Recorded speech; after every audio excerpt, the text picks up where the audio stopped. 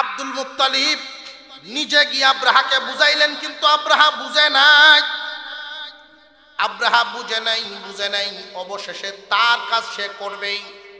Abdul Muttalib ফিরে চলে আসলেন। আইসাই মক্কা নগরীর কিছু লোকদেরকে একসাথে করে তিনি বললেন, রে মক্কার মানুষ, চলো আল্লাহর কাছে আমরা দোয়া করি, আল্লাহর ঘর যেন আল্লাহ হিফাজত করেন। ঘর যদি আল্লাহর হন, আপনার মালের মালিকানা হিফাজত, আপনার মালের হেফাজতের দায়িত্ব আপনার উপরে।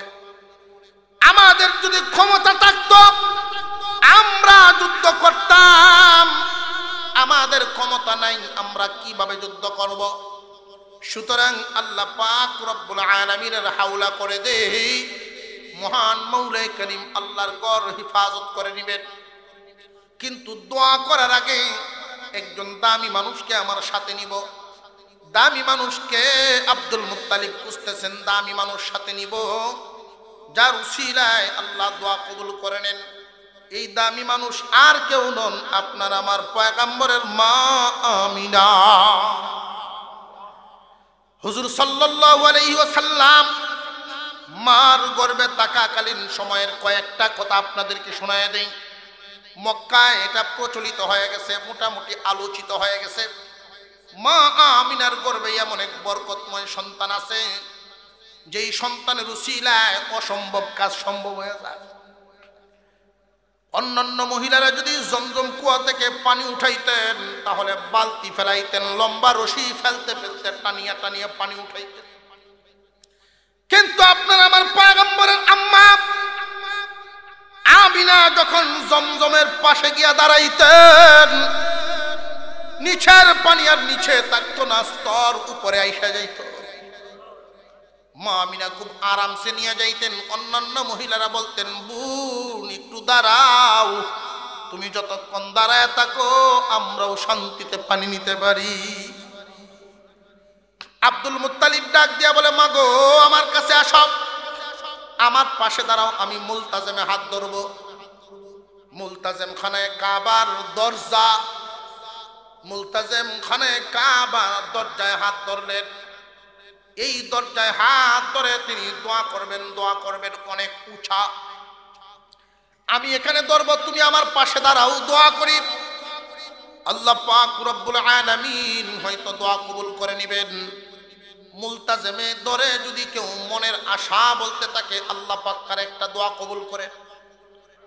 হাজরে আসওয়াদ স্পর্শ করে দোয়া করলে তার একটা দোয়া কবুল হয়ে যায়। মিজাবে রহমত যেখানে এখানে কাবার ছাদের পানিটা পড়ে, মিজাবে রহমত ওইখানে দাঁড়াইলে, ওইখানে দাঁড়ায় দোয়া করলে একটা দোয়া কবুল হয়ে যায়। হাতিমের ভিতরে দোয়া করলে দোয়া কবুল হয়ে যায়। মাকাম ইব্রাহিমে দাঁড়াইয়া দোয়া করলে দোয়া কবুল। সাফা মারওয়ায় দাঁড়ায় দোয়া করলে এক একটা স্থান এত বরকতপূর্ণ, এক একটা দোয়া কবুল হয়ে যায়। এক একবার তাকাইয়া দোয়া করলে এক একটা জায়গা, সর্বপ্রথম কাবা ঘরের দিকে তাকাইয়া একটা দোয়া কবুল হয়ে যায়। মুসলমান ইমানদার ভাইরা আমার, আল্লাহ পাক রব্বুল আলামিনের পয়গম্বরের দাদা জান আব্দুল মুত্তালিব আমিনাকে সাথে নিয়ে দোয়া করতেছেন, আল্লাহ তোমার ঘর তুমি হিফাজত করো গো আল্লাহ। আল্লাহ পাক কি দোয়া কবুল করবেন না করবেন না? আর দোয়া যদি মাওলাই কবুল করেন, তাহলে ঘর হেফাজত করার ক্ষমতা আল্লাহর আছে না? না, বাহিনী আসছে। মক্কা নগরীর মানুষ প্রত্যেকেই পাহাড়ের গুহায় গিয়া চতুর্দিকে গিয়ে আত্মগোপন করলো, আশ্রয় নিল। এই হস্তি বাহিনী যখন কাবা ঘরের দিকে অগ্রসর হইতেছে, ছোট আকারে বলতেছি আপনাদের সামনে, খানায়ে কাবা আল্লাহর ঘর, কোন সন্দেহ আছে নাকি? আল্লাহর ঘর আল্লাহ কেমনে হেফাজত করছেন কোরআনে আল্লাহ পাক উল্লেখ করে দিয়েছেন। সুবহানাল্লাহ। হাতিগুলোর শিকল ঘাড়ে এবং পায়ে বাঁধা হয়ে গেছে। 8টা হাতি সামনের দিকে সারিবদ্ধভাবে যাইতেছে। প্রত্যেকটা হাতি এক একটা পিলারের সাথে বাঁধবে আর টান দিয়া এক টানে কাবাঘরকে জমিনে ফেলে। এই অবস্থা তারা তৈরি করবে। আল্লাহ পাক রব্বুল আলামিন আল্লাহর অ্যাকশন শুরু করে দিলেন। মহান মাওলাই করিম বলেন ওয়া আরসালা আলাইহিম তায়রান আবাবিল তারমিহিম বিহিজারাতিম মিন সিজ্জিল। যাকে যাকে দলে দলে পাখি প্রেরণ করলাম এদের উপরে। সাগরের দিক থেকে দল বেঁধে বেঁধে পাখি আসা শুরু হয়ে গেল। পাখি এত বিশাল নয়, উট পাখির মতো নয়। মান ইয়াহদিহিল্লাহু ফালা মুদিল্লা লাহু ওয়া মান ইউদ্লিলহু ফালা হাদিয়া লাহু ওয়া নাশহাদু আল্লা ইলাহা ইল্লাল্লাহু ওয়াহদাহু লা শারীকা লাহু ونشهد أن سيدنا وسندنا وحبيبنا وحبيب ربنا ومولانا محمدا عبده ورسوله الذي أرسل إلى الناس كافة بشيرا ونذيرا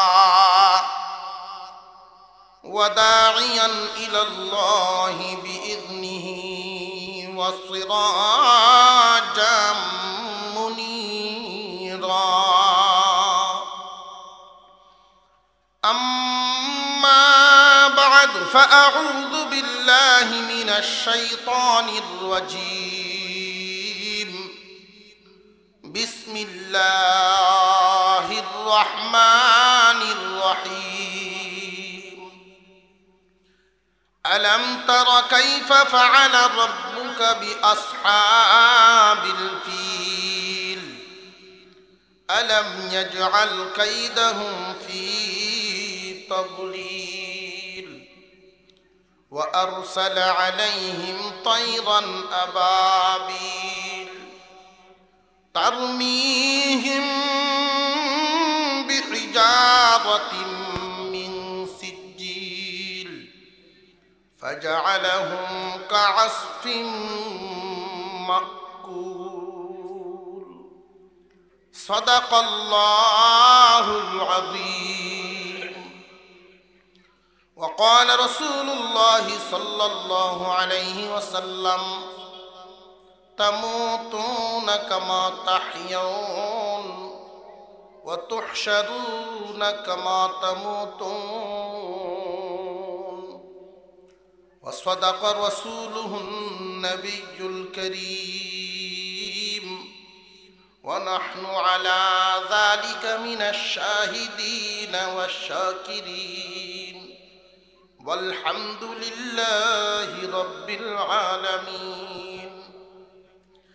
اللهم صل على محمد وعلى آل محمد كما صليت على إبراهيم وعلى آل إبراهيم إنك حميد مجيد. اللهم بارك على محمد وعلى آل محمد كما باركت على إبراهيم وعلى آل إبراهيم إنك حميد مجيد.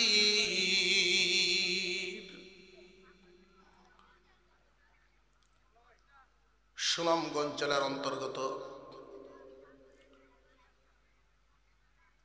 দিরাই আঞ্জুমানে তাফসিরুল কোরআন রজনীগঞ্জ টানাখালী বাজার কর্তৃক আয়োজিত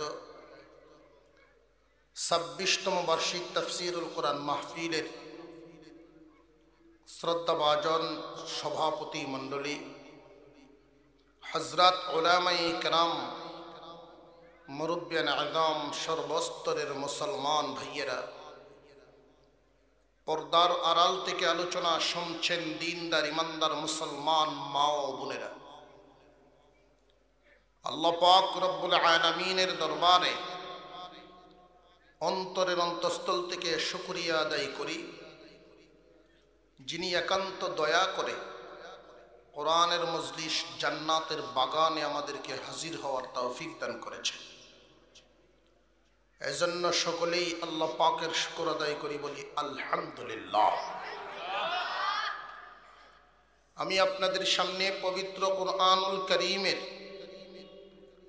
অত্যন্ত সুপরিচিত একখানা সূরা 30 নম্বর পারা থেকে ছোট আকারের সূরা সূরা ফিল তিলাওয়াত করেছি। সূরা ফিল শিক্ষিত মানুষ যারা সবাই চেনেন জানেন, জনসাধারণ এই সূরাকে আলাম তারা সূরা হিসাবেও চেনে। এই সূরাখানা মক্কি নগরীর সূরা, মক্কি সূরা। নবীজি সাল্লাল্লাহু আলাইহি ওয়াসাল্লামের উপরে হিজরতের আগে যে সমস্ত সূরা বা আয়াত নাজিল হয়েছিল এগুলোকে মক্কি বলা হয়। হিজরতের পরে যে সমস্ত সূরা বা আয়াত নাজিল হয়েছিল এগুলোকে মাদানী বলা হয়। আমাদের আজকের এই তিলাওয়াতকৃত সূরা ইসলামের প্রাথমিক যুগের সূরা, মক্কা নগরীতে নাজিল হওয়া সূরা। এই সূরার মধ্যে মহান মাওলাই করিম যেই বিষয়টা আলোচনা করেছেন, যেই বিষয়টা আমাদেরকে সহজে বোঝাচ্ছেন, এর সার অংশ হলো আল্লাহ তাআলা একটা খবর জানাইছেন, দুর্বল মানুষকে সবল হওয়ার জন্য আল্লাহ পাক সাহস যোগাচ্ছেন। এই সূরার বিষয়বস্তুটা হলো এক কথা, আল্লাহ যদি সহায় হন দুর্বলের বিজয় হয়। আল্লাহ যদি সহায় হয় দুর্বলেরও বিজয় হয়। ইসলামের প্রথম যুগে নবীজি সাল্লাল্লাহু আলাইহি ওয়াসাল্লাম কালিমার দাওয়াত দেওয়া শুরু করলেন। কিছু সংখ্যক মানুষ গরিব গুরাবা ইসলাম গ্রহণ করতেছে, কেউ লুকায় আছেন, কেউ প্রকাশ হয়েছেন। যারা প্রকাশ হয়েছেন তাদের উপরে নির্যাতনের রুলাল চলছে। এমত অবস্থায় নবীজি সাল্লাল্লাহু আলাইহি ওয়াসাল্লাম চিন্তিত হয়ে গেলেন, মানসিকভাবে একটু দুর্বল হয়ে গেলেন। কেন? নিজের উপরে যে না উনি চিন্তা করতে লাগলেন, যারা ইসলাম গ্রহণ করেছে তাদের উপরে যেই পরিমাণ নির্যাতন শুরু হয়েছে, এই নির্যাতন দেখে নির্যাতন সহ্য করতে করতে এক সময় কি আমার এই মানুষগুলো দিন থেকে সরে যায় কিনা, আর যারা নির্যাতনের এই চিত্রগুলো দেখতেছে নতুন করে ঈমানও কি মানুষ আনে কিনা। নির্যাতন দেখলে তো মানুষ ভয়ভীতি পায়া হয়তো পিছিয়ে যাবে, এইরকম একটা চিন্তা করতে লাগলেন। আর মক্কা নগরীর পরিচালক যারা, সরকার যারা, ক্ষমতাধর ব্যক্তি যারা, সব ইসলামের বিরুদ্ধে অবস্থান নিয়েছে। এই পরিস্থিতিগুলো চিন্তা ভাবনা করে আপনার আমার নবী মানসিকভাবে চিন্তিত হয়ে গেলেন। এই মানসিক চিন্তা দূর করার জন্য আপনার আমার নবীকে সাহস জোগানোর জন্য আল্লাহ পাক ইসলামের প্রথম যুগেই এই সূরাখানা নাজিল করেছিলেন। এই সূরার মধ্যে একটা ঘটনা আল্লাহ পাক আলোচনা করেছেন, স্মরণ করে দিয়েছেন। সূরার নাম সূরা ফিল। ফিল শব্দের অর্থ হলো হাতি। ফিল অর্থ একটু উচ্চারণ করবেন, ফিলুন। ফিল শব্দটা উচ্চারণ করলে সাথে সাথে 30টা নেকি আমল নামায় উচ্চারণ হয়, আমল নামায় লিখা হয়ে যায়। মুসলমান কিছু কিছু শব্দ তো অন্তত ওকে জানা থাকত। আরবিতে ফিল বলা হয় হাতিকে। এই কোরআনের এই শব্দটা কেউ যদি একবার উচ্চারণ করে 30টা নেকি আমল নামায় লিখাইতে পারে। ফিল শব্দের অর্থ হাতি, হাতির নামে সূরা। আল্লাহ পাক হাতির নামে কেন সূরা নাজিল করলেন? কি এমন রহস্য, কি এমন ঘটনা? আপনার আমার নবীকে আল্লাহ পাক জিজ্ঞাসা করেন, আলম তারা কাইফা ফাআলা রাব্বুকা বিআসহাবিল ফিল আলম ইয়াজআল কাইদাহুম ফি তাদলিল। ও পয়গম্বর, আপনি কি দেখেন নাই আপনার রব হস্তি বাহিনীর সাথে কি আচরণ করেছেন? তিনি কি এদের চক্রান্তকে নস্যাৎ করে দেন নাই? তিনি কি এদের চক্রান্তকে ধ্বংস করে দেন নাই? বিশাল হস্তি বাহিনীকেও মহান মাওলাই করিম ছাড়েন নাই, নেস্তেনাবুদ করে দিয়েছেন। ও দোস্ত আমার, এই মক্কা নগরে যে সমস্ত শক্তিধর মানুষগুলো বেঁচে আছে, এরা আপনার সামনে কিছুই না। কারণ আমি আল্লাহ আপনার উপরে ছায়া দিয়ে রাখছি। আমার সাহায্য হামেশাই আপনার পিছনে থাকবে। একটা কথা জানিয়ে রাখবেন, আল্লাহ যদি সহায় হয়, দুর্বলেরও বিজয় হয়। মহান মাওলাই করিম বুঝায় দিলেন, দোস্ত চিন্তার কোনো কারণ নাই, ভাবনার কোনো কারণ নাই। আলাম তারা, আপনি কি দেখেন নাই আপনার রব হস্তি বাহিনীর সাথে কি আচরণ করেছে? আল্লাহ রব্বুল আলামিন কি তাদের চক্রান্তকে ধ্বংস করে দেন না? আমাদের এখন প্রশ্ন, আল্লাহ যে আপনার আমার নবীকে জিজ্ঞাসা করলেন, আপনি কি দেখেন নাই? আপনি কি দেখেন নাই শব্দের মাধ্যমে আল্লাহ তাআলা আপনার আমার নবীকে যেইভাবে প্রশ্নটা করলেন, এই জায়গায় অনেক মানুষ আছেন, অনেকেই সুযোগ গ্রহণ করে আপনার আমার নবীকে হাজির নাজির মনে করতে চায়, দলিল দিয়ে প্রমাণ করতে চায় যে আল্লাহ যে জিজ্ঞাসা করেন আপনি কি দেখেন নাই। ভাই, আমরা সামাজিকভাবে, আমরা সামাজিক জীব, সামাজিক মানুষ, সামাজিক কিছু বিষয়াদি আমাদের বোঝাটা সহজ হয়ে যায় যদি উদাহরণ দেওয়া হয়। সাধারণ একজন মানুষ চেয়ারম্যানের কাছে গিয়া তার একটা অভিযোগ পেশ করলো। চেয়ারম্যান সাহেব বলেন, আচ্ছা যাও, আমি বিষয়টা দেখতেছি। যে হ্যাঁ, আপনি একটু মনোযোগ দিয়ে দেখবেন। যে সমস্ত বিষয় উনি বলছেন যে আমি দেখতেছি, মানে কি? চোখে দেখা বুঝাইছেন না বিষয়টার ব্যাপারে গুরুত্ব দেওয়া বুঝাইছেন? চোখে দেওয়া বিষয় বুঝান না গুরুত্ব বুঝান? গুরুত্ব বুঝান। মনে করেন আপনার একটা মামলার ব্যাপারে কারোর সহযোগিতা চাইলেন, উনি বলবেন, যা তোমার এই ব্যাপারটা আমি দেখতেছি। দেখতেছি মানে আমি বিষয়টা জানতেছি। জানা কেউ দেখা বুঝায়।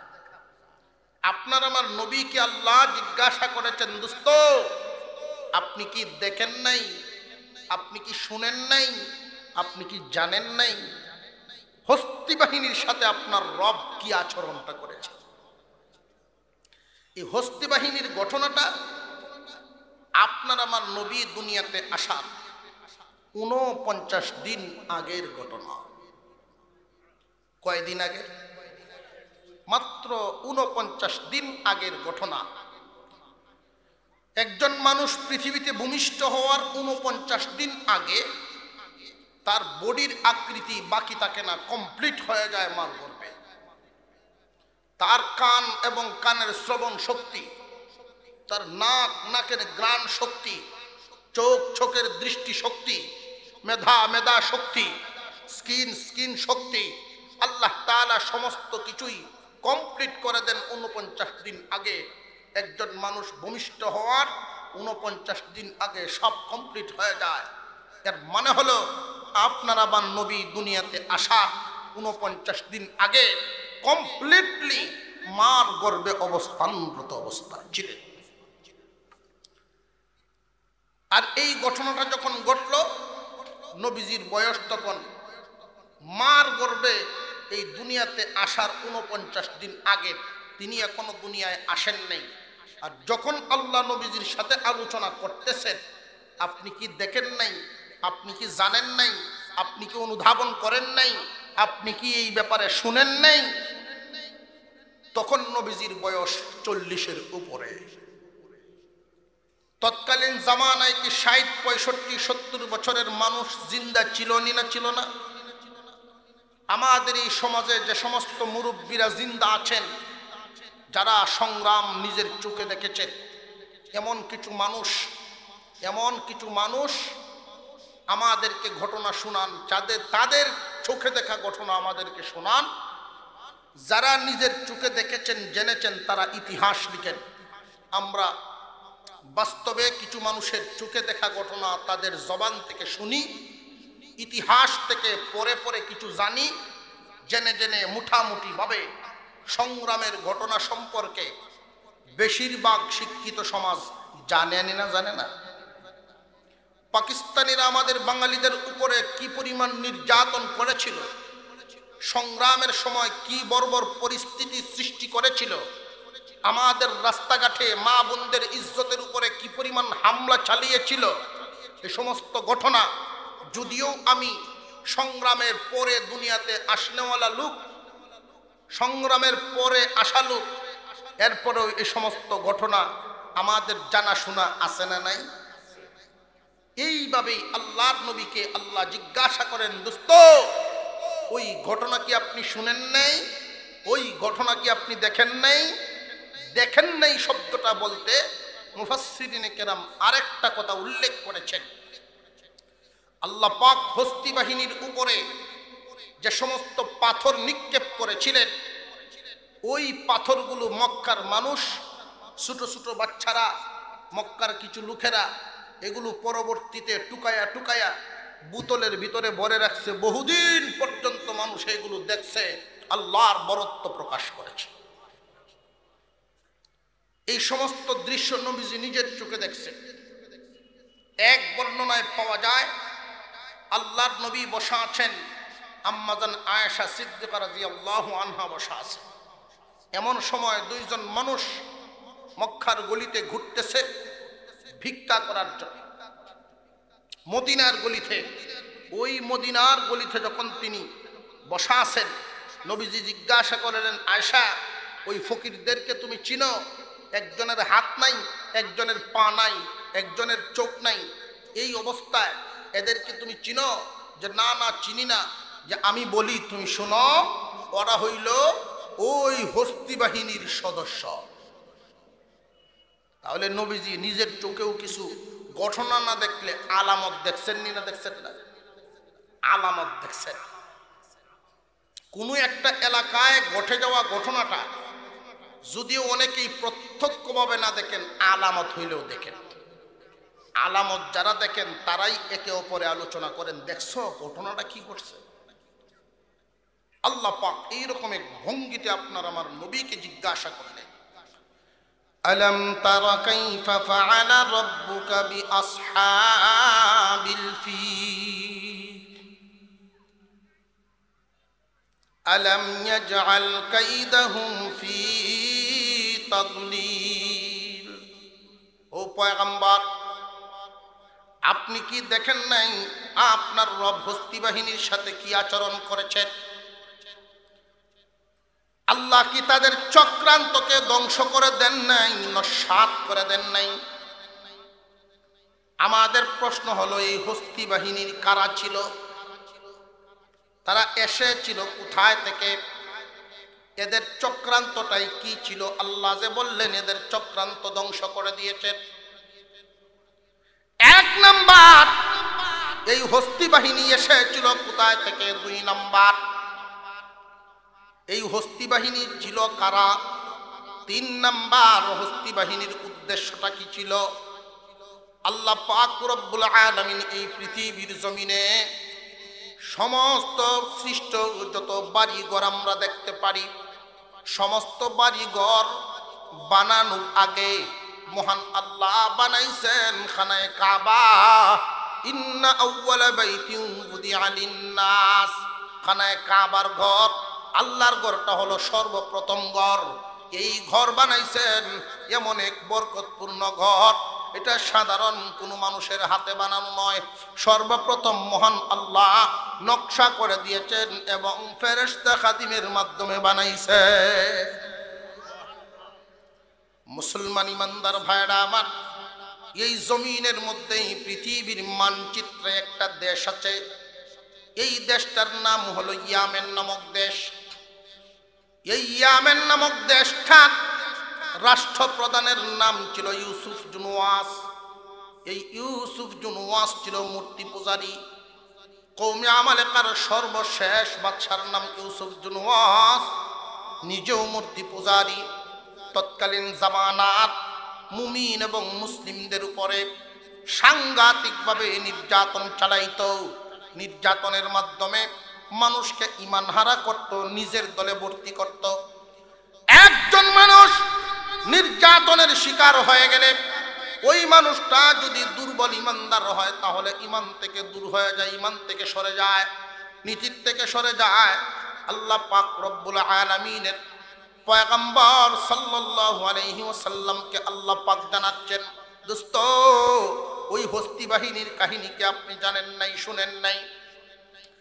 কওমে আমালেকার বাদশা ইয়ামেনের মানুষের উপরে এমন নির্যাতন নিপীড়ন চালিয়েছিল, এদের অর্থনীতির উপরে নির্যাতন নাই, এদের শিক্ষা ব্যবস্থার উপরে তেমন নির্যাতন নাই, এদের শারীরিকভাবে তেমন নির্যাতন নাই, বাড়িঘর সহায় সম্পত্তির উপরে নির্যাতন নাই। নির্যাতনটা করিয়াছিল ইমানদার মুমিনদের ঈমান এবং আমলের উপরে। ঈমান আমল ধ্বংস করার নির্যাতন।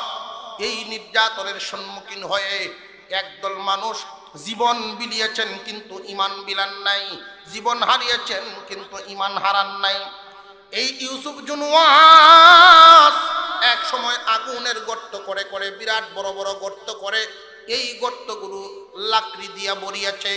লাকড়ি দিয়া বরিয়া আগুন জ্বালাইয়া পরীক্ষার সম্মুখীন করিয়াছে একটা শহরের মানুষকে। ইয়ামেন শহরের মানুষগুলোকে আগুনের পারের মধ্যে দাঁড় করাইয়া জিজ্ঞাসা করিয়াছিল, পরীক্ষা করতে চাই তোমরা কি জীবনের মায়া বেশি করো নাকি ঈমানের মায়া বেশি করো? যদি জীবন বাঁচাইতে চাও ঈমান ছাড়িয়া দাও, আর যদি ঈমান বাঁচাইতে চাও তাহলে আগুনে ঝাঁপ দিয়ে মরিয়া যাও, এছাড়া পথ নাই। এত বড় জালিম ইউসুফ জুনওয়াস, এই জালিমের সম্মুখীন হয়ে ঈমানদারেরা, তৎকালীন জামানার ঈমানদারেরা ঈমানের পরীক্ষাটা এমন ভাবে দিয়েছিলেন, তারা জানাইতেন যে বাদশাহ তুমি জানো না একজন ঈমানদারের গুরুত্ব, তুমি জানো না। একজন ঈমানদার কিন্তু মরতে জানে, মরতে ভালোবাসে, কারণ ঈমানদারেরা বুঝে ঈমান নিয়ে মরতে পারলে মহান মাওলাই করিম এই দুনিয়া নয় এরকম 10টা দুনিয়ার মালিক বানায়া দিবেন একটা জান্নাত। মুসলমান ঈমানদার ভাইয়ারা আমার, আল্লাহ পাক রব্বুল আলামিনের কিছু বান্দা আগুনের সামনে দাঁড়ায় দাঁড়ায় বলতেছিল, রে বাদশাহ জীবন গেলে জীবন আবার পাওয়া যাবে, কিন্তু ঈমান গেলে ঈমান পাওয়া যাবে না। সুতরাং তুমি জীবন নিতে পারো, ঈমান নিতে পারবা না। হাজার হাজার মানুষকে আগুনে পুরাইল, কয়েকজন মানুষ অর্ধপুরা হয়ে পার্শ্ববর্তী দেশ হাবশায় গিয়া বাদশাহ নাজ্জাশীর কাছে গিয়া নালিশ পেশ করলো, ও নাজ্জাশী আপনিও ঈসা নবীর অনুসারী, আমরাও ঈসা নবীর অনুসারী। আপনিও ঈসা নবীর ধর্ম মানেন, আমরাও তো ঈসা নবীর ধর্ম পালন করি, কিন্তু ঈমান আমলের উপরে থাকা আমাদের জন্য কষ্টকর, কঠিন হয়ে গেছে। ঈমানদার এবং মুসলিমদের উপরে নির্যাতন নিপীড়ন চলতেছে। ঈমানদার মুসলিম হওয়ার কারণে অনেক শহরের অনেক মানুষকে আগুনে পোড়ায়া পোড়ায়া মারতেছে। বিচার দেওয়ার জন্য আসলাম, যদি আপনি নজর না দেন, ওই দেশবাসীর উপরে যদি নজর না দেন, তাহলে ইউসুফ জুনওয়াসের কারণে যারা এখনো ঈমানদার আছে এরাও ঈমান রাখতে পারবে না। বাদশাহ নাজ্জাশী সেনাবাহিনীদেরকে জমায়েত করলো। সেনাবাহিনীকে জমায়েত করার পরে দুইজন আর্মি মেজর, একজনের নাম আরবাদ, আরেকজনের নাম ছিল আব্রাহা। একজনের নাম আরবাদ আর একজনের নাম আব্রাহা। দুইজনেই আর্মির মেজর। দুইজনের আন্ডারে অনেক শক্তিশালী একটা সৈন্য দল। তাদের দুইজনের পরিচালনার মাধ্যমে ওই ইয়ামেনের উদ্দেশ্যে বাদশাহ নাজ্জাশী, হাবশার বাদশাহ পাঠায় দিলেন, যাও ওই দেশের ইমানদার মুমিনদের পাশে দাঁড়াও এবং কৌশলগতভাবে যুদ্ধ করো, ইউসুফ জুনওয়াসের বিচার করে আসো। দুজনকে পাঠায় দেওয়া হলো। তারা সুকৌশল অবলম্বন করে ঠিক মতো যুদ্ধ পরিচালনা করার কারণে ইউসুফ জুনওয়াসের বাহিনী তাদের সাথে মোকাবেলা করতে পারে নাই। পরাস্ত হয়েছে। কিছু সংখ্যক মানুষ আত্মসমর্পণ করেছে, কেউ নিহত হয়েছে। আর এই জালিম বাদশাহ ইউসুফ জুনওয়াস পাহাড় থেকে লাফ দিয়া আত্মহত্যা করে দুনিয়ার থেকে বিদায় হয়ে গেছে। নতুন দেশ স্বাধীন হলো। বাদশার কাছে চিঠি লিখলো, আমরা দুইজন মেজর, আপনি আমাদেরকে পরামর্শ দিন, এই ইয়ামেন নতুনভাবে সরকার গঠন করব, কি আঙ্গিকে আমরা সরকার গঠন করব, নীতিমালা কি হবে, এই সরকার প্রধান কে হবে, আপনি বলিয়া দেন। চিঠির উত্তরে বাদশাহ নাজ্জাশী লিখেছিলেন, তোমরা দুজন মেজর, যোগ্যতায় দুজন সমান, বাহাদুরিতেও দুজন সমান, সুতরাং তোমরা দুইজন একে অপরের সাথে পরামর্শ করে তোমাদের আশেপাশের কিছু মহব্বতের মানুষ ডাক দিয়া একটা বোর্ড গঠন করে তোমরা একজন সিদ্ধান্ত নিয়ে নাও, আরেকজন তার অধীন হয়ে যাও, আমাকে এর মধ্যে জড়াইও না। ভাই, কিছু কিছু বিষয়াদি আছে, অনেক সময় বড়রা মুছে তেল দিয়া ছোটদের তামাশা দেখতে পছন্দ করে। মাঝে মাঝে দেখবেন নিজের গায়ে দোষ নিতে রাজি না। উত্তর ফাড়ার দক্ষিণ ফাড়ার দুইজনে লাগছে, মাঝখানের বড় একজন মুরব্বী মান্য ব্যক্তি, উনি যদি ইচ্ছা করেন দুইজনের ভিতরে সমাধান করে দিতে পারেন, কিন্তু উনি ইচ্ছা করবে না। রাতের অন্ধকারে গভীর রজনীতে হেলো, এই দিক দিয়ে আবার হেলো, দুইজনের সাথে হেলোর মাধ্যমে যোগাযোগ রাখবে, দুজনেই তারে মানবে। উনার খেলাটাই হইল দুইজনের ভিতরে দ্বন্দ্ব লাগায় রাখি, আমার মরলগিরিটা ঠিক রাখি। আছে না নাই? আর একটু জোরে কন। বাদশাহ নাজ্জাশী মরলগিরি ঠিক রাখলো, তাদেরটা তাদের উপরে রেখে দিল যে ওরা ঘুরে ফিরে আবার আমার কাছে আসবো না, আমার মরলগিরিটাই ঠিক রইল। বাদশাহ নাজ্জাশীর ইচ্ছা হলো যে ওই দেশটাও আমি চালাবো, আমার আন্ডারে নিয়ে আসবো, নতুন করে আলাদা সরকার ব্যবস্থার প্রয়োজন নাই। ওরা যখন দুজন আমার কাছে আসবে তখন আমি বলবো, তোমরা যেহেতু দুইজনের ভিতরে সমঝোতায় আসতে পারো নাই, কেউই রাষ্ট্রপ্রধান হতে পারবা না, একজনকে বানাইলে আর একজন গুসা, একজনকে বানাইলে আর একজন গুসা, সুতরাং এটা আমার আন্ডারেই তাবো। কি সুবিধাটা হইব? বাদশাহ নাজ্জাশীর এই পরিকল্পনা মনে মনে নিয়ে চিঠির উত্তর দিলেন, তোমরা ব্যবস্থা করো। তারা দুইজনের মধ্যে পুনরায় মুঠামুঠি ভাবে মন কষাকষি শুরু হয়ে গেছে। ও ভাই, দুইজনের ভিতরেই দুনিয়ার লোভ লালসা, রাষ্ট্রের প্রধান হওয়ার একটা লোভ মানুষের আছে না নাই? আরো জোরে কর। আমরা তো মানুষ, মানুষের তো লোভ থাকতেই পারে, তবে জানিয়া রাখবেন লোভ এমন এক মারাত্মক রোগ, লোভ এমন এক মারাত্মক রোগ যার উপরে নাজিল হইছে তারে ধ্বংস করিয়া ছাড়ছে। লোভ যার উপরে পতিত হয়, আমাদের এলাকার এক মুরব্বী, মূর্খ মানুষ ছিলেন, মাতব্বর ছিলেন এলাকার, উনি প্রায় সময় কথাটা বলতেন, লোভের সাথে আকলে পারে না। ছোটবেলার থেকে শুনে আসছে ওনার এই কথা, লোভের সাথে আকলে পারে না। এখন বুঝে আইছে তার এই কথার অর্থ। একজন মানুষ যদি লোভী হয়, যত বড় শিক্ষিত হোক, লোভের পিছনে ছুটলে পা পিছলিবে। লোভে পড়লে মানুষটা এতটাই নিকৃষ্ট হয়, লোভের কারণে মানুষ নিম্নমানে যাইতে যাইতে পশুর চেয়ে নিকৃষ্ট হয়। আরো জোরে কর। একজন মানুষ যদি গরিবের মাল খায়, এতিমের মাল খায়, কবরস্থানের মাল খায়, মসজিদের মাল খায়, মাদ্রাসার মাল খায়, রাস্তাঘাটের জনগণের মাল খায়, সুবিধায় না লোভে? আরো জোরে কর। লোভে পড়ার কারণে পরে খাইতে খাইতে এমন এক অবস্থা হয়, এক মুরব্বীকে, হুজুর কি কইমু দুঃখের কথা, আমরা এলাকার চেয়ারম্যানে তো আমরা 3টে বাথরুম খাইলাইছে। হরি বাবা, বাথরুম কি মনে খাইলো? বাজারের বাজেট আইসিন যে বাথরুম, বাথরুমের বাজেট আর এটা ফাঁস করাইছে আর না, অন্য বাউসার দেওয়াটা নিজে খাইলাইছে। ও আচ্ছা, এমনি খাইছে। আমি তো ভাবছি ময়লা সহ খাইলাইছে। লুবে পড়লে মানুষ আর মানুষ থাকে না, এটা পশুতে পরিণত হয়। দুইজনের মধ্যে আর সমঝোতা নাই, এখন দ্বন্দ্ব শুরু হয়ে গেল। দুজনই আরবাত এবং আব্রাহা লুবে পড়ে গেল। দুইজনের ভিতরে যুদ্ধ শুরু হয়ে গেছে। যুদ্ধ করতে করতে আব্রাহার দলটা একটু বড় হয়ে গেছে, কারণ দুনিয়ার লোভ লালসার ক্ষেত্রে যে যত বাটপার এর দল তত বড়। আরো জোরে কর।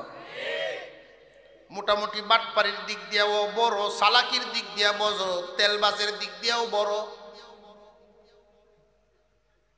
তার দল বড় হয়ে গেছে, আরবাত ধ্বংস হয়ে গেছে, আরবাত নিহত। আব্রাহা এখন ইয়ামেনের সম্রাট চিঠির উত্তর দিয়েছে, ও নাজ্জাশী সম্রাট মহোদয়, জানিয়া রাখেন আমাদের দুইজনের মধ্যে সামান্য একটু দ্বন্দ্ব হয়েছিল, আমার হাতে সে নিহত হয়ে গেছে। আপনি আমাকে যা আদর করেন এটা আমি বুঝতে পারছি, তারে অনেক বুঝাইছি, সে মানে নাই, অবশেষে সে মরছে। এখন এই দেশের প্রধান আমি হইলাম, আমার জন্য আপনি আশীর্বাদের নজর রাখবেন। দেশ চালানি শুরু হয়ে গেল। চালাইতেছে চালাইতেছে, কয়েক বছর চললো ভালো, দেশের উন্নতি হয়। দিন যত যায় তার লোভ যে অন্তরে ঢুকতেছে এটা তত মজবুত হয়। দিন যত যায় দেখবেন লোভ তার মানুষ জাতির লোভ কমে না, দিনে দিনে শুধু বাড়ে। জোরে কর। হাওরের মাঝখানে ওটা কাজ করতে করতে কাহর শুহায় না। 16 ঘন্টা ডিউটি, মনে মনে আফসোস, আহা আল্লাহ তুমি যদি একটু বাউ করে দিতা, 5টা ওয়াক্ত নামাজটা পড়তাম, যদি একটু বাউ করে দিতা, একটা ফুলারে কোনো রকম যদি বিদেশ পাঠায় দিতাম, ইনকামের একটা ব্যবস্থা হইতো, মসজিদ সাল্লাম হয় না। আল্লাহর কি মেহেরবানি, এক আত্মীয়র মাধ্যমে ছেলে একটারে দিছে বিদেশ পাঠায়া, প্রতি মাসে 30-35 হাজার টাকা নগদ পাঠায়। এখন যেহেতু বাপের নামে নগদ টাকা আসে, পেটার কি আর কালা দিন আছে? এখন লাল দিন শুরু হয়েছে। এখন তো আর আউরও থাকে না, ওখান থাকে খালি বাজারও। কিতা কইছিল, কই থাকবো কইছিল মসজিদও থাকবো, ওখান কি মসজিদও থাকে না, বাজারও থাকে। বাজারের মসজিদ আছে না, মসজিদও ঢুকে না, এ কামত শুরু হয়েছে। অন্যরকম চল নামাজও যাই না, যা দিই এন নেতারা বসে এনে গিয়ে বই থাকি। তো এরার সাথে মোটামুটি মিল মহব্বত শুরু হয়েছে, সাফান চলে দুমছে। কিছুদিন পরে আরেক ছেলে যাওয়ার বা হয়েছে, আগের ছেলের বেতন বাড়ছে। আগের ছেলের বেতন বাড়ছে, নতুন আরেক ছেলে গেছে। এখন তার লুবের পরিমাণটা কি আগের মতো না আরো মোটামুটি উন্নত? অবস্থা তো মোটামুটি বালা। কিছুদিন পরেই দেখা যায় ঈদ মুবারকের শুভেচ্ছার হুস্টার টানাই আছে। লক্ষণ আছে না নাই? ঈদ মুবারকের শুভেচ্ছা জানাইয়া মানুষকে এইটাই বুঝাইতেছে, আগামীতে আল্লাহ যদি বাঁচায়, আল্লাহ যদি আগামীতে বাঁচায়, নিয়ত একটা করছি মেম্বার ওই জনকে ইলেকশন ওটা কারো হয়ে গেছি, ওইও গেছি গিয়ে মেম্বার। মানুষের মনে মনে যা দেখি লোকটা সারাটা জিন্দিগি আউরো কাটাইছে, এখন যেহেতু দিন ঘুরতেছে দিছে মেম্বারি করে দেখা যায় না, এন আছে দান্দা আছে, কিছু দান্দাবাজির মধ্যে কিছু ঢুকিয়া মাইমাতবরি কিছু এই সমস্ত লোক দুনিয়ার বোঝা যখন তার উপরে ঢুকছে, এখন মেম্বারিতে সন্তুষ্ট না, এখন চিন্তা হইল না জনগণ যে খুশি সেরেমনিটাও করণ যায়। আস্তে আস্তে কি লোভ তার কমে না বাড়ে? লোভ এমন একটা বস্তুর নাম মানুষকে ধ্বংস করিয়া ছাড়ে। এই আব্রাহাম লোভে পড়িয়া গেছে, চিন্তা ভাবনা করে সে কিভাবে সারা বিশ্বের কাছে পরিচিতি লাভ করতে পারে। তৎকালীন জামানা সোশ্যাল মিডিয়ার যুগ ছিল না, ডিজিটাল দুনিয়া ছিল না। তৎকালীন জামানায় এক দেশের মানুষ আরেক দেশে যদি তার নামটাও পৌঁছাতে হতো অনেক সময় লাগতো। আব্রাহার মাথায় চিন্তা আসলো, একটা জায়গায় আছে, এক জায়গায় সব মানুষের চিনে, পৃথিবীর সব মানুষ এক জায়গায় যাও। এই জায়গাটা কোথায়? মক্কা নগরী, খানায় কাবার মহাব্বত। ইব্রাহিম আলাইহিস সালাম আজান দিয়া গেছেন। মহান আল্লাহ বলেন, দোস্ত খলিল আমার আজান দাও।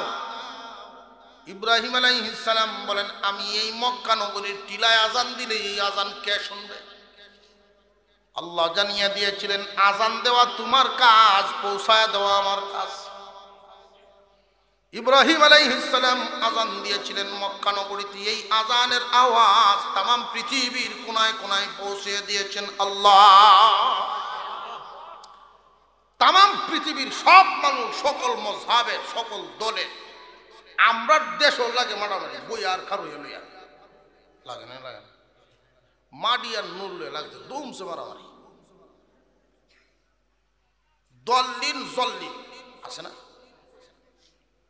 এমন মাইল লাগছে মাগরিবের পরে মারামারি দুমছে শুরু হয়ে গেছে দুই ফাট্টির মধ্যে। ইমাম সাহেব মর্যাদা আমরা কুড়াত গেছিলাম, আমরা তো মাইল লাগিয়ে একটারে ধরছে, কোন দলের তুই কবে আমার মাফ করে দেবো, আমি নমাজই করি না, আমার দলের না, আমার দলের। যদি মক্কা নগরীতে যায় ওরা কি দূরে থাকবে না সব এক জায়গায়? কাবা আমাদের সকলের একটাই মক্কা নগরীর আল্লাহর ঘর। চারো মাযহাবের মানুষ একটা। আমরা বাংলাদেশের মানুষ দেখবেন আমাদের অভ্যাস হইল যত ফোরে যাওয়ান যায় হজে, কোন জোয়ান যুবক মানুষ ধনী ব্যবসায়ী তারে যদি বলা হয় যে ভাই সাহেব আপনার তো হজ ফরজ হয়ে গেছে, আপনি হজে যাবেন, হ্যাঁ ওহনি সময় হচ্ছে আমার হজে যাওয়া, এখনই কি সময় হয়ে গেছে নাকি? বুঝা যায় বালে কি হয়েছে না, মাত্র সাইল্লার বাপ হয়েছে, এখনই যাওয়ার টাইম হয়েছে না। টাইম হইব কোন সময়? যখন ব্যবসা করতে পারে না, কাস্টমারে 500 টিকা দিলে 700 ঘুরাই দেয়, হাওড়ে ক্ষেতের আইলে দিয়ে হাঁটতে পারে না, পড়ে যায়, এই সময় গৃহস্থী বাদ দেয়। একবার হুজুর দেখছি দুনিয়াদারি কিচ্ছু না, দহরুন যে এখন ছাড়ি দিছে, সব ছাড়ি দিছে, কিস্তা নাই দুনিয়াটা, ব্যবসা ছাড়ি দিছে। আসলে ব্যবসা সে চারে নাই, গৃহস্থী সে চারে নাই, ব্যবসা গৃহস্থী দুনিয়াদারি তারে ছেড়ে দিছে। জোরে ক, এমন মানুষটি যায়। আমি কার হইছি আল্লাহু আকবার। আমার সাথে একজন এই মক্কা নগরীতে যারা মানুষ হজ করতেছেন, বিভিন্ন মাযহাবের, চারো মাযহাবের লোক আছে না নাই? আল্লাহু আকবার কইয়া কেউ হাত বাঁধে নাভির নিচে, কেউ নাভির উপরে, কেউ বুকের উপরে, আবার কেউ হাত ছাড়িয়ে দেয়। তাকবীরে তাহরিমা বলিয়া হাত ছাড়াও জায়েজ আছে না নাই? জায়েজ আছে, সাইরোটা জায়েজ। বাঙালি ওরা এটা তো বুঝছে না, তো মুফতি সাহেব পয়সা আছে, সাইরপুর বিদেশ থেকে পয়সা পাঠায়, পয়সাটা লাগে মাসলা ভেজাল দিকে ওই কি তত্ত্ব। তখন দেখে যায় তাকবীরে তাহরিমা বান্ধে হাত ছাড়িয়ে দিচ্ছে। এবার হইলো আফ্রিকান নিগ্রু, বুঝতেই পারেন বেড়ান দিকে যাতে হাত ছাড়িয়ে দিয়েছে। বাঙালি বেড়ায় করে কি আটটা একটু করে তুলা দেয়, হাত বান্ধায় দিত, আর মনে মনে যাই মিয়া মক্কা শরীফ আইলে হইব না, কিছু জানো না, আটটা বান্ধ কইতাছে। কালা মানুষ খেপে গেল বড় মুশকিল, হাত তুললে দেয় বেটা হাত ছাড়ে। আমি যে পাশে দাঁড়াইছি, এমনি যদিও কাবলামুখী হয়ে দাঁড়িয়েছি, চোখের একটা ছায়া পোজায় দিই। নামাজটি আমি নিয়ম পাচ্ছি, মনে মনে একটা আওলা লাগাইতেছে রে, দুইবার দিছে, তৃতীয়বার যখনই তো রে মানে আটটাতে একটা বাড়ি দিছে, খালি 3 কাতার আমি উল্টে গিয়ে পড়ছে। বাঙালি তো বাংলায় গাইল শুরু করলো, হেবেটা তারই তো বুঝে না। আমার যে নিয়ত বানছিলাম নিয়ত চালিয়েছি, আমার দেশের মানুষ, আর আওলা লাগাইব অন্য মানুষের নামাজ নষ্ট বেশা কারণ কারণ। এবার নামাজ ঠিক আছে, আপনি এদিক দেন আমার ইন দেন, এবার নামাজ ঠিক আছে, কোথাও হাত বান্ধানা ঠিক আছে কিবা, বলে এইটাও একটা জায়েজ আছে। তোমরা মুন্সি বেড়ান ভক্ত হকান্তে দেও, দেয়া ফেস লাগাই দাও, ওহনার বেড়ার কোনো দোষ নাই, এই দোষ আমরা বলছি। কথা কই না যে আপনি নামাজ পড়ে লাগবে, সব দোষ আমরা। বাজারের সামনে দায়িত্ব যাইতেছে ইমাম সাহেব মুয়াজ্জিন কার হয়েছে, এরকম একটা বাজার আউরের মাঝখানে নতুন বাজার জমছে গেলে সুড্ডা হইতে বহুত ভয়, মুয়াজ্জিন সাহেব বলতেছে, ইমাম সাহেব আপনি যে খারো ইত্তাছেন, আপনি তো সূরা কেরাত নিয়ে থাকবেন ব্যস্ত, আমারে যদি কোনো সুরটা হয়তো কুলো হরে লয়ে জায়গা বিশে আপনি দেখতেন না। আরে হজন লোক যদি ভাবা যায় তো জমাট অন্তত একটু হুড়ো হইলো, তিনজন হইলো, দেখি একটু অপেক্ষা করি। দেখা যায় যে মসজিদের সভাপতি সাহেবের ছেলে যাইতেছে, মসজিদ যিনি করছে সভাপতি সাহেবের ছেলে, নাম বিপ্লব, কি সুন্নতি নাম। বিপ্লব সাহেব এদিকে আসে, বেড়া আইসে গুতায়া, মাতার 60 বাঘের খাবলা আছে না নেই, নামাজটা পড়েন আমার সাথে। না নামাজ পড়তাম না, কাপড় চোপড় ভেজাল আছে। ইমাম সব বলতেছেন যে দেখেন আপনার টুপি আনছেন না, অসুবিধা নেই, কাপড় ভেজাল আছে, এই মাসলা আমি দিব, আপনার নামাজও করেন। দেখা যায় ইমাম সব যে ফেসটাতে ধরছে সুডার কোনো বাউ হইতেছে না, নামাজও কারো নীল লাগতেছে না। অবশেষে কয় আমি নামাজ পড়তাম না, কেউ অফিসে পড়ি না, আমি আপনার অফিসে তো পড়াম, আপনার মন ঠিক থাকে নামাজ কার অফিসে পড়তাম, কথাবার্তার কোনো ঠিকঠাক নেই, এলে ভক্তি নেই, নামাজও করি না। এখন অবশেষে দুষ হুজুরের উপরে দেয়া। মক্কা নগরী তো এমন একটা জায়গা, সকলের দৃষ্টিখানায় কাবা আছে না নাই? আব্রাহার ঘাড়ের উপরে লুপ সোয়ার হয়ে গেছে, লুপটা মোটা হইতে হইতে বড় হইতে হইতে বিশাল, এই লুপ বালেগ হয়ে গেছে। পাপ যখন বিশাল আকার ধারণ করে, পাপ যখন বালে, এটাও মুরব্বীদের কথা, পাপ যখন বালেগ হয় তখন পাপীরে ধ্বংস করিয়া ছাড়ে। মুসলমান ইমানদার ভাইরা আমার, আব্রাহাম তার ঘাড়ে যখন পাপটা বড় হয়ে গেছে, এখন চিন্তা করতেছে, এই মক্কা নগরীর দিকে নজর দিছে, এইখানে কাবার মতো আমিও একটা গির্জা বানাবো, আমার গির্জায়ও যেমন তামাম পৃথিবীর থেকে মানুষ আসে, এমন করে আমি গির্জা একটা বানাবো। ইব্রাহিম নবী বানায় গেছে, আমিও বানায় ফেলবো। ইব্রাহিম নবীর দাম আর আব্রাহার দাম কি সমান না অনেক বেশ কম? আরো জোরে জোর হইছে না, আরো জোরে খান আল্লাহু আকবার, আল্লাহু আকবার। একজন ছিলেন খলিলুল্লাহ, আরেকজন যবিহুল্লাহ। আল্লাহর খলিল ইব্রাহিম আলাইহিস সালাম, আল্লাহর পয়গম্বর ইসমাঈল আলাইহিস সালাম, যেই ঘরে নকশা করে দিয়েছেন স্বয়ং আল্লাহ, যেই ঘরের হেড মিস্ত্রির নাম জিবরাইল আলাইহিস সালাম, জিবরাইল আলাইহিস সালাম, যেই ঘরের সহযোগী মিস্ত্রির নাম ইব্রাহিম আলাইহিস সালাম, যেই ঘরের যুগালুর নাম ইসমাঈল আলাইহিস সালাম। দামি মানুষ দিয়া দামি ঘর বানানো হয়েছে, এমন ঘরের সাথে পাল্লা দিয়া গির্জা বানাবে ইয়ামেনের বুকে, এটা কি কখনো সম্ভব? বানাইতে পারবে কিন্তু পাল্লা দেওয়া সম্ভব নয়। বানাইছে পাল্লা দিয়েই বানাইছে, দেশের 1 বছরের 3 ভাগের 1 ভাগ বাজেট খরচ করে গির্জা বানাইছে। 30 মাইল দূর পর্যন্ত লাইটিং এর ব্যবস্থা করা হচ্ছে।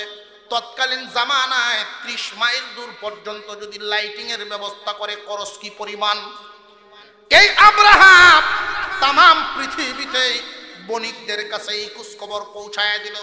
পৃথিবীর কোনায় কোনায় যখন খবর পৌঁছে গেছে, মানুষ দেখার জন্য যায়, মানুষ দেখার জন্য যায়। খুব ভালো করে বুঝবেন, একটা জায়গায় একজন মানুষ দেখার জন্য যদি যায়, তাহলে জীবনে বারবার যাবে না, একবার হয়ে যাবে। আরো জোরে কর। আপনাদের এই সুনামগঞ্জের কিছু ঐতিহ্যবাহী জায়গা আছে দেখার মতো, দৃষ্টিনন্দন জায়গা, যেমন শিমুল বাগান, যায়নি না যায় না? পাশে আছে কত সুন্দর বাঁশ বাগান। এই শিমুল বাগান, বাঁশ বাগান যদি কেউ একবার দেখে, দ্বিতীয়বার দেখার কোনো প্রয়োজন আছে নাকি? একবার দেখলে আর দ্বিতীয়বার দেখতে চাইবে না। নীলাদ্রি, ওইখানে গেলে আল্লাহর কত কুদরত, সুন্দর পাথরের পাহাড় মহান মৌলাই করিম দাঁড় করায় রাখছেন, যেটা কোনো মানুষের হাতে ধার করানো সম্ভব না। কিন্তু একবার দেখলে দ্বিতীয়বার কেউ যাইব? ঘুমাইতেছেন বোঝা যায়। এই গির্জা যখন উদ্বোধন করবে তখন পৃথিবীর সব কোণা থেকে মানুষ দেখার জন্য যায়। আব্রাহা মনে মনে কয় কাম বানাই লিছি। কিন্তু আশ্চর্যের ব্যাপার হলো পরের বছর কেউ নাই। এখন তো তার মাথার ব্যথা শুরু হয়ে গেল। কি পরিমাণ পয়সা খরচ করে আমি গির্জা বানাইলাম, এখন দিয়ে আমার কাস্টমার নাই, পুরাটাই লসে আছি। আব্রাহা কয় জীবনে যা করলাম কোনটাই আমার জীবনের ইতিহাসে কোনো লস শব্দ বলতে নাই। এই কৌশল, এমন একটা কৌশল আবিষ্কার করব যেই কৌশলের মাধ্যমে পৃথিবী ব্যাপী আমার নাম ছড়ায় পড়বে। এই নামটা শুনলেই একটা আতঙ্ক তৈরি হবে মানুষের কাছে। সে চিন্তা ভাবনা করলো কাবাগর আমি ভেঙে ফেলবো প্রতিশোধ নেওয়ার জন্য। প্রতিশোধ হিসাবে আমি কাবাগর যে ভাঙবো একটা ইস্যু তো তৈরি করা দরকার। এই ইস্যু তৈরি করার জন্য চক্রান্ত করিয়া রাতের অন্ধকারে কে বা কারা গির্জার ভিতরে পেশাব পায়খানা করে নাপাক বানায় রাখছে। রাতের বেলায় এই দৃশ্য হইছে, সকাল বেলায় ঘোষণা দিল মক্কা নগরীর মানুষ আমার গির্জার ভিতরে আইসা পেশাব পায়খানা করে গেছে। এই যে কথাটা বলল, মক্কার মানুষ ইয়ামেনে গিয়া পেশাব করতে গেছে, মাঝখানে আর কোনো জায়গা বোধহয় আছে না। পেশাবে ধরছে মক্কায় গিয়ে পেশাব করছে ইয়ামেনে, এটা কি সম্ভব?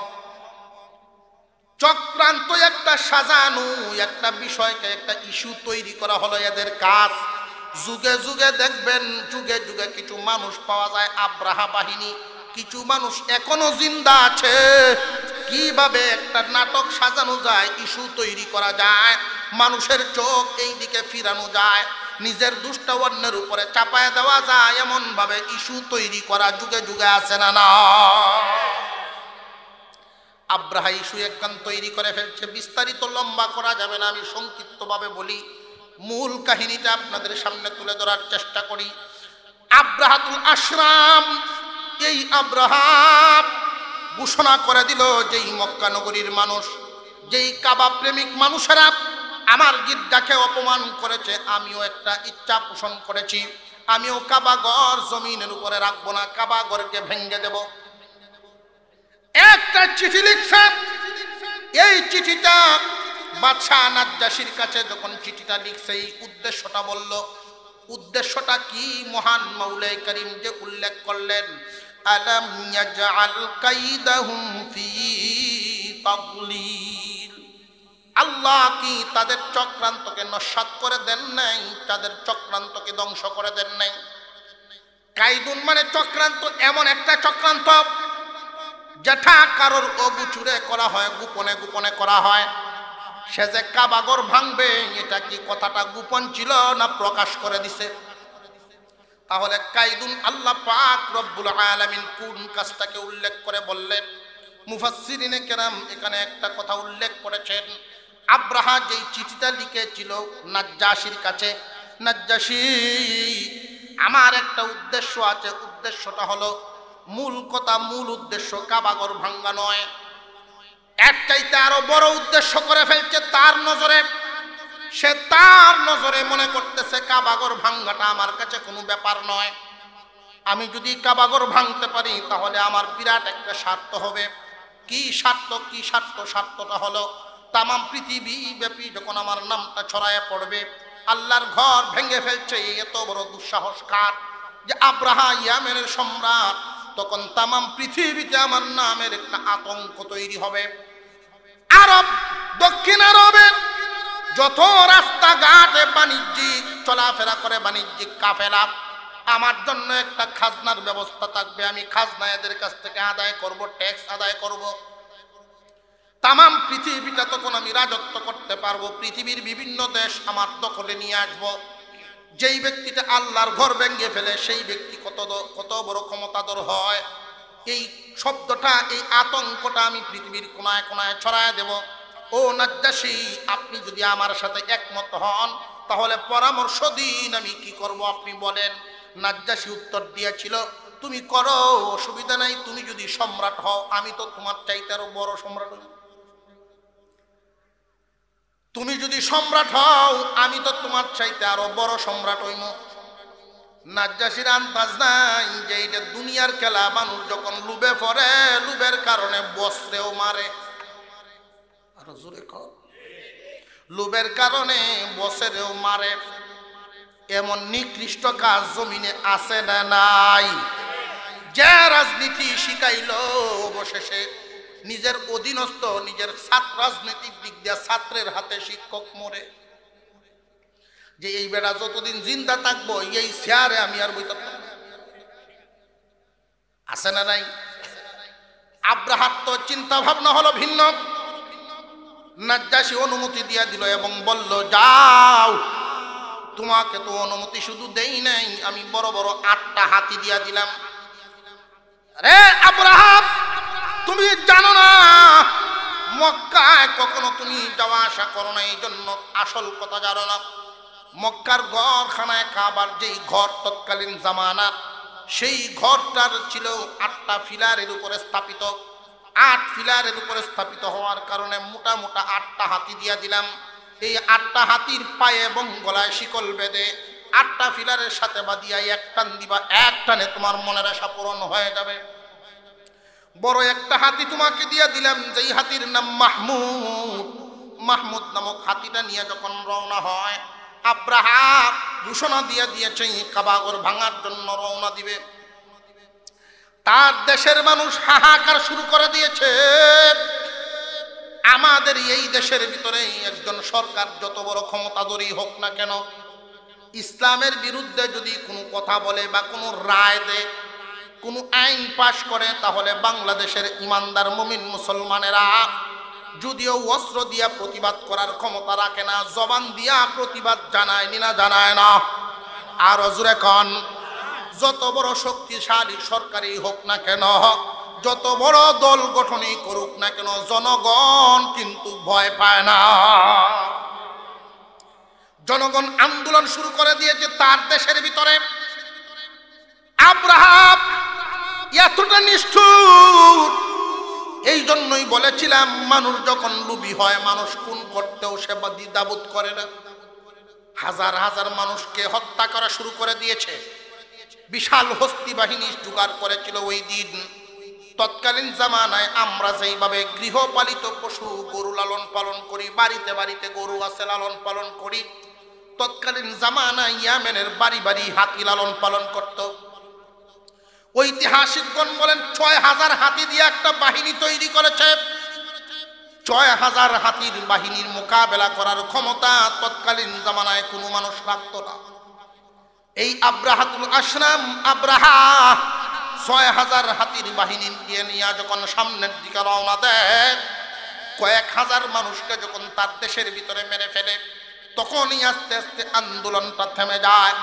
এই পাপিষ্ঠ যখন সামনের দিকে যাইতে থাকে, দেশের মানুষ বদদুয়া দিতে থাকে আর আল্লাহর কাছে বিচার দিতে থাকে। আল্লাহ পাকের কাছে যখন মানুষের বিচার দেওয়া হয়, দেখছেন কিছুদিন আগে এর একটা জ্বলন্ত প্রমাণ, জ্বলন্ত রেজাল্ট আমাদের চোখের সামনে প্রকাশ হয়ে গেছে। ইসলামের বিরুদ্ধে একজন মানুষ কটাক্ষ করেছিল, রাষ্ট্র ধর্মের বিরুদ্ধে কটাক্ষ করেছিল। দেশের পরিস্থিতিকে সামনে রেখে তার বিরুদ্ধে তেমন কোনো আন্দোলনের ডাক দেওয়া হয় নাই, কিন্তু জনগণ হৃদয় নিংড়ানো দোয়া আল্লাহর কাছে জমা দিছে না দিছে না? মনের খুব মৌলার কাছে জমা দেওয়ার কারণে মহান আল্লাহ পাক এমন এক বিচার করেছেন, ইজ্জতও গেছে, পদও গেছে, এখন তার মুখ দেখানো জাগা না। নির্লজ্জ বেহায়া, নিজের 16-17 বছরের একটা মেয়ে আছে, এই মেয়ের কাছে কি জবাব দিবে? নিজের মেয়েটার সামনে এই চেহারাটা কেমনে দেখাবে? তার এই কুৎসিত চেহারা, মুখ দেখানোর জায়গা পর্যন্ত নাই। আল্লাহর দ্বীনের সাথে যদি কেউ বেয়াদবি করে, ইতিহাস প্রমাণ করে কারোর অস্তিত্ব আল্লাহ রাখেন না। আল্লাহ পাক রব্বুল আলামিন মানুষকে কিছু ডিল দেন, কিছু ডিল দেন। আল্লাহ তো ইচ্ছা করলে ইয়ামেনের ভিতরেই তারে ধ্বংস করে দিতে পারতেন, কিন্তু দেন নাই। মানুষকে সুযোগ দেন, আলামত শিখায়া মানুষকে সুযোগ দেন, ইশারা ইঙ্গিত দিয়া মানুষ শিক্ষা গ্রহণ করলে মহান আল্লাহ পাক তারে মাফ করে দেন। কিন্তু এই আব্রাহা থামে নাই, হাজার হাজার মানুষ তার দেশের ভিতরেই মেরে ফেলছে। দেশের মানুষ আন্দোলন থামায়া আল্লাহর কাছে বলা শুরু করে দিল, সামনের দিকে আগাইতেছে। 8টা বড় বড় হাতি সামনে আসতেছে, 6000 হাতির বাহিনীটা নিয়ে মক্কা নগরীর দিকে যখন সে রওনা দিয়ে দিল, হানাতা নামক একজন মানুষ, কাবা প্রেমিক, ইব্রাহিম আলাইহিস সালামের মহব্বত যার দিলের ভিতরে আছে, এখানে কাবার মহব্বত, প্রতি বছর খানে কাবা সফর করে হাজিদের খেদমত করার জন্য হজের মৌসুমে লোকটা এখানে থাকে। আল্লাহ পাকের একজন খাঁটি বান্দা এই হানাতা, কাবা প্রেমিক একজন মানুষ, তার বংশের মানুষগুলো নিয়ে এসে প্রতিবাদের জন্য দাঁড়ায় গেছে। তখন এই হানাতার পরিবার এবং বংশের মানুষগুলো বিশাল হস্তি বাহিনীর সাথে মোকাবেলা করার তো ক্ষমতা রাখে না।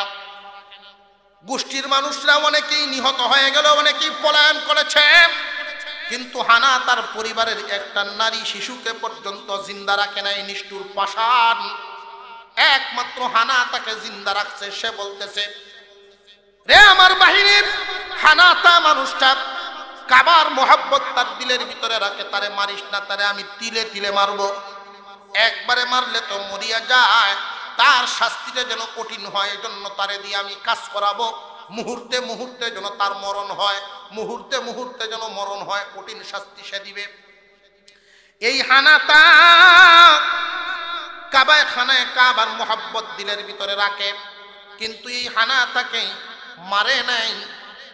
হানাতার গাড়ের উপরে এই মাহমুদ নামক একটা হাতি ছিল, আব্রাহা যেটার উপরে সওয়ার হয়েছিল, মাহমুদ নামক হাতিটার শিকলটা আব্রাহা হানাতার ঘাড়ের উপরে উঠায়া দেয়। সামনের দিকে যাও, রাস্তা দেখায়া রাহবরি করার জন্য দায়িত্ব দিয়ে দিল। হানাতা অন্যান্য সময় আল্লাহর ঘরের দিকে যেইভাবে যায়, এখন কিন্তু সেইভাবে যায় না। চোখের পানি জড়ায় জড়ায় রওনা দিয়েছে আল্লাহর ঘরের দিকে, চোখের পানি জড়ায় জড়ায় কান্দে আর যায়, আল্লাহর কাছে দরখাস্ত করে, আল্লাহ প্রতি বছর যাইতাম তোমার ঘরকে মোহব্বত করার জন্য, তোমার ঘর মুচিয়া সাফ করার জন্য, তোমার ঘরের মেহমানদারি করার জন্য, কিন্তু এই বছর এমন এক জালিম গ্রুপের সদস্য হয়ে গেলাম, রাহবর হয়ে গেলাম, যেই জালিম গোষ্ঠী তোমার ঘর ভাঙার জন্য যাইতেছে। আল্লাহ আমার প্রতি তুমি নারাজ হইও না গো মাওলা, তোমার ঘর পারলে তুমি হেফাজত করিও। এই মানুষটাও দোয়া করতেছে। যাইতে যাইতে যাইতে যাইতে গিয়া উঠল তায়েফে। তৎকালীন তায়েফের প্রধানের নাম হলো আবু রিগাল। তৎকালীন তায়েফের প্রধানের নাম হলো আবু রিগাল। এই আবু রিগাল তায়েফের প্রধান, তায়েফের দায়িত্বশীল, সে মূর্তি পূজারী।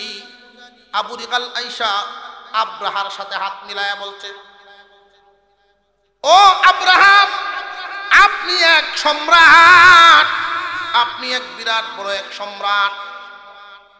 এই কাবাগর ভাঙার পরে আপনার দখল এবং আপনার ক্ষমতা তো আরো অনেক বাড়বে। আমি আবু রিগালের প্রতি একটু নজর রাখেন, আমি আপনার সাথে আছি। এইখানে কাবার খুব কাছাকাছি তায়েফ, মক্কা নগরী আর তায়েফের দূরত্ব তেমন বেশি নয়। তায়েফ এলাকার সবজি হয় মক্কার বাজারে বিক্রি হয়। তায়েফ এলাকার সবজিগুলো মক্কার বাজারে যদি বিক্রি হয় তাহলে কি খুব হাজার হাজার মাইল দূরে নাকি? একজন মানুষ ক্ষমতার কারণে পার্শ্ববর্তী বরকতপূর্ণ জায়গা আল্লাহর ঘরের বিরুদ্ধে চলে গেছে, তার ক্ষমতাটা যেন ঠিক থাকে। আবু রিগাল আব্রাহার সাথে সঙ্গ দিব, প্রতিবাদ করব না, আমার দলবল নিয়ে তোমার সঙ্গ দিব, প্রতিবাদ করব না। যেই দিন তুমি সম্রাট হইবা ওই দিন আমার সাথে একটু নেক নজর রাখবা, আমার একটা ভালো জায়গা দিও। ভালো জায়গা মানে ফদ ফদুবি দিও, নেক নজর রাখো, যাতে তোমার দালালির সাথে আম্ম করতাম পারি। আল্লাহ পাক সব দেখতেছেন না, দেখতেছেন না? আরো জোরে কর। এই আব্রাহা তার বাহিনী নিয়ে সামনের দিকে যাইতে যাইতে একটা জায়গার নাম ছিল মাগমাস নামক জায়গা। ওই মাগমাস নামক জায়গার মধ্যে গিয়া তারা তাবু গেড়েছে। তাবু গাড়ার পরে ওইখানে গিয়া যখন অবস্থান করতেছে একটা চিঠি লিখছে। ওই চিঠিটা হানাতার মাধ্যমে মক্কা নগরীবাসী খানায় কাবার বাসিন্দাদের কাছে পাঠায়া দিয়েছে, যাও এদেরকে গিয়া সংবাদ জানায় দাও। এই সংবাদটা তারা পাইয়া যদি ওই মানুষগুলো স্বেচ্ছায় আমাদেরকে কাবাঘর ভাঙতে দেয়, তাহলে মনের আশা স্বেচ্ছায় যদি আমাদেরকে কাবাঘর ভাঙতে দেয়, তাহলে তার বিরুদ্ধে আর কোনো কিছু করব না, কোনো মানুষকে মারব না, আমি আমার মনের আশা পূরণ করে এখান থেকে ফিরে যাব। আর যদি একজন মানুষ বিরোধিতা করে, কাউকেই ছাড় দেওয়া হবে না, কাউকেই ছাড় দেওয়া হবে না।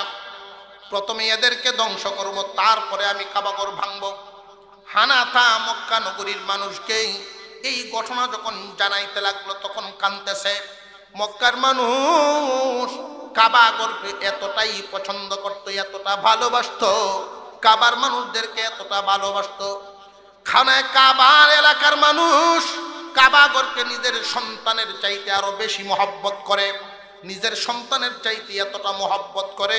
খানায় কাবা এলাকার মানুষগুলো এই ঘটনা শোনার পরে তারা বলতেছে, আমরা কোনো সিদ্ধান্ত গ্রহণ করতে পারবো না। আমাদের একজন মুরব্বী আছেন আব্দুল মুত্তালিব, হুজুর আকরাম সাল্লাল্লাহু আলাইহি ওয়াসাল্লামের দাদা যান আব্দুল মুত্তালিব আসলেন, উনার কাছে বিষয়বস্তু বলা হলো।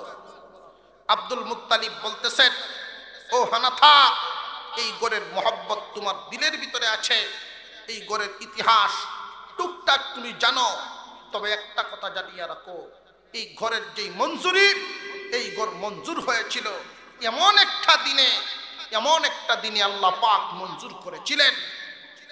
দেখেন, আমাদের এই বাংলাদেশের স্বাধীনতার যে একটা দিন আছে, এই দিনটার সম্মান এই দেশের জনগণের কাছে আছে না নাই? আরো জোরে কর। 16ই ডিসেম্বরের সম্মান মর্যাদা বাঙালি হিসাবে, বাংলাদেশের নাগরিক হিসাবে একটা খুশির একটা স্থান দিলের ভিতরে, এই দিনটার একটা মর্যাদা আছে না নাই? আর একটু জোরে কন।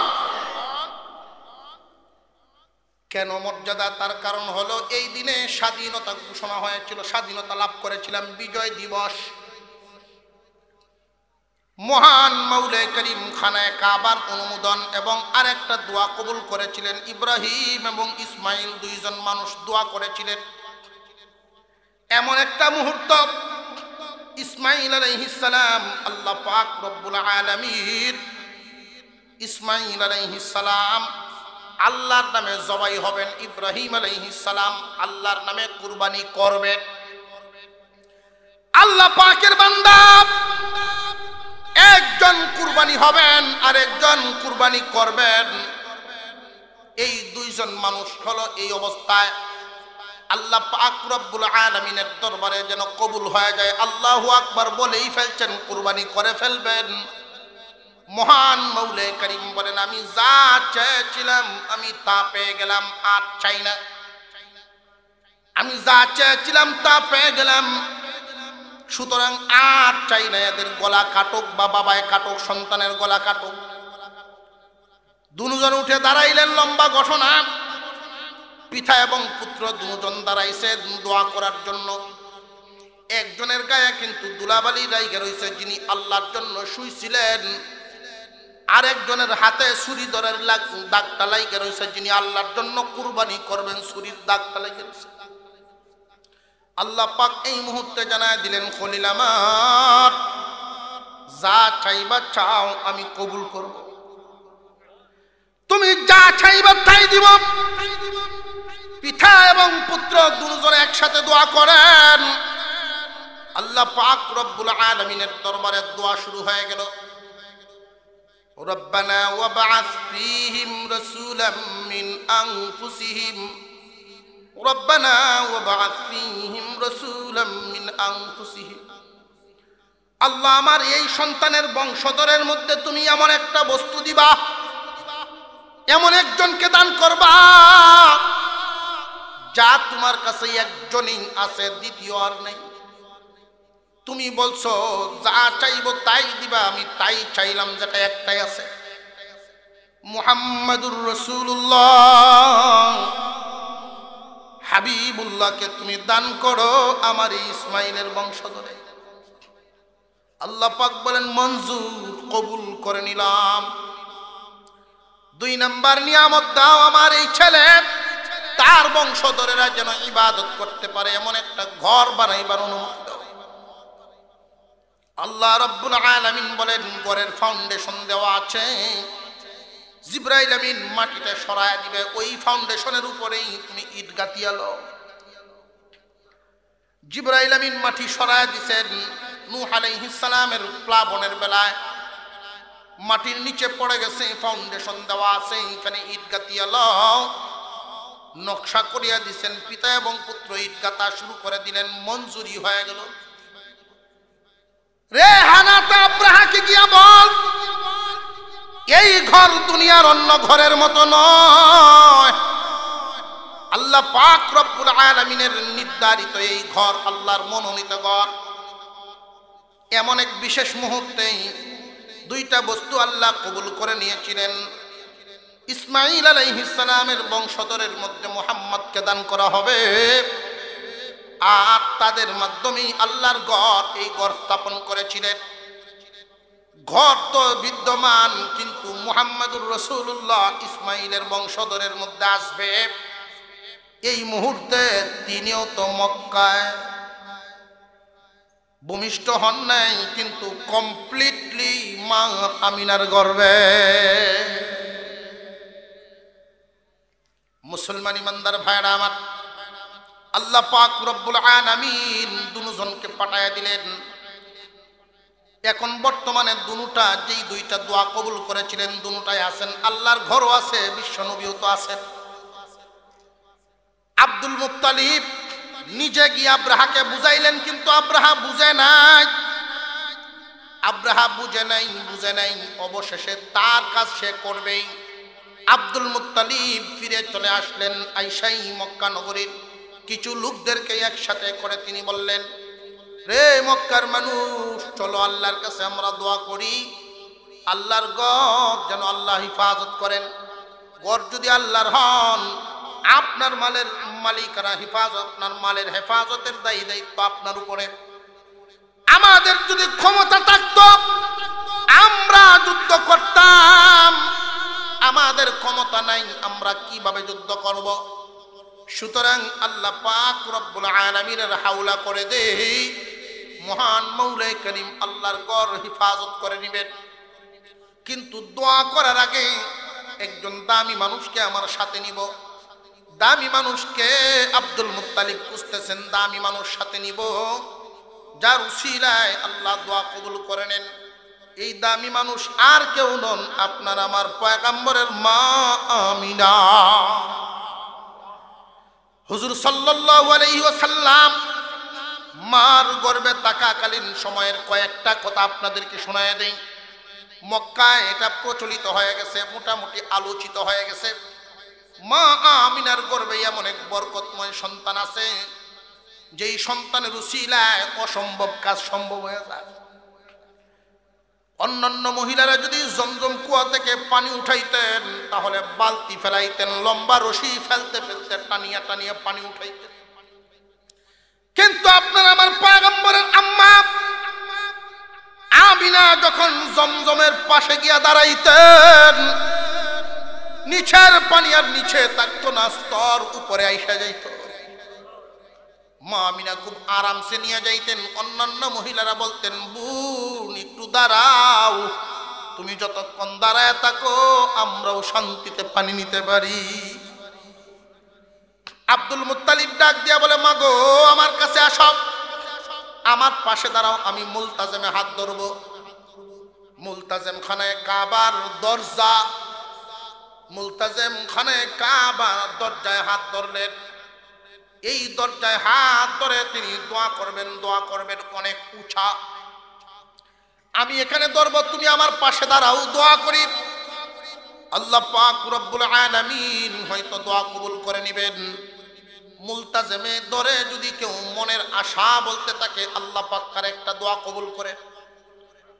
হাজরে আসওয়াদ স্পর্শ করে দোয়া করলে তার একটা দোয়া কবুল হয়ে যায়। মিজাবে রহমত যেখানে এখানে কাবার ছাদের পানিটা পড়ে, মিজাবে রহমত ওইখানে দাঁড়াইলে, ওইখানে দাঁড়ায় দোয়া করলে একটা দোয়া কবুল হয়ে যায়। হাতিমের ভিতরে দোয়া করলে দোয়া কবুল হয়ে যায়। মাকাম ইব্রাহিমে দাঁড়াইয়া দোয়া করলে দোয়া কবুল। সাফা মারওয়ায় দাঁড়ায় দোয়া করলে এক একটা স্থান এত বরকতপূর্ণ, এক একটা দোয়া কবুল হয়ে যায়। এক একবার তাকাইয়া তাকাইয়া দোয়া করলে এক একটা জায়গা, সর্বপ্রথম কাবা ঘরের দিকে তাকাইয়া একটা দোয়া কবুল হয়ে যায়। মুসলমান ইমানদার ভাইরা আমার, আল্লাহ পাক রব্বুল আলামিনের পয়গম্বরের দাদা জান আব্দুল মুত্তালিব আমিনাকে সাথে নিয়ে দোয়া করতেছেন, আল্লাহ তোমার ঘর তুমি হিফাজত করো গো আল্লাহ। আল্লাহ পাক কি দোয়া কবুল করবেন না করবেন না? আর দোয়া যদি মাওলায় কবুল করেন তাহলে ঘর হেফাজত করার ক্ষমতা আল্লাহর আছে না না? বাহিনী আসছে। মক্কা নগরীর মানুষ প্রত্যেকেই পাহাড়ের গুহায় গিয়ে চতুর্দিকে গিয়ে আত্মগোপন করলো, আশ্রয় নিল। এই হস্তি বাহিনী যখন কাবা ঘরের দিকে অগ্রসর হইতেছে, ছোট আকারে বলতেছি আপনাদের সামনে, খানায়ে কাবা আল্লাহর ঘর, কোনো সন্দেহ আছে নাকি? আল্লাহর ঘর আল্লাহ কেমনে হেফাজত করছেন কোরআনে আল্লাহ পাক উল্লেখ করে দিয়েছেন। সুবহানাল্লাহ। হাতিগুলোর শিকল ঘাড়ে এবং পায়ে বাঁধা হয়ে গেছে। 8টা হাতি সামনের দিকে সারিবদ্ধভাবে যাইতেছে। প্রত্যেকটা হাতি এক একটা পিলারের সাথে বাঁধবে আর টান দিয়া এক টানে কাবাগরকে জমিনে ফেলে। এই অবস্থা তারা তৈরি করবে। আল্লাহ পাক রব্বুল আলামিন আল্লাহর অ্যাকশন শুরু করে দিলেন। মহান মাওলাই করিম বলেন, ওয়া আরসালা আলাইহিম তায়রান আবাবিল তারমিহিম বিহিজারাতিম মিন সিজ্জিল। যাকে যাকে দলে দলে পাখি প্রেরণ করলাম এদের উপরে। সাগরের দিক থেকে দল বেঁধে বেঁধে পাখি আসা শুরু হয়ে গেল। পাখি এত বিশাল নয়, উট পাখির মতো নয়, চড়াই পাখির চাইতে একটু বড়, কবুতরের চাইতে একটু ছোট। আল্লাহ পাক রব্বুল আলামিন কোনো জালিমকে ধ্বংস করতে গিয়া বড় হাতিয়ার ব্যবহার করার প্রয়োজন পড়ে না। মহান মাওলাই করিম যে যত বড় জালিম তারে ছোট বস্তু দিয়া ধ্বংস করে।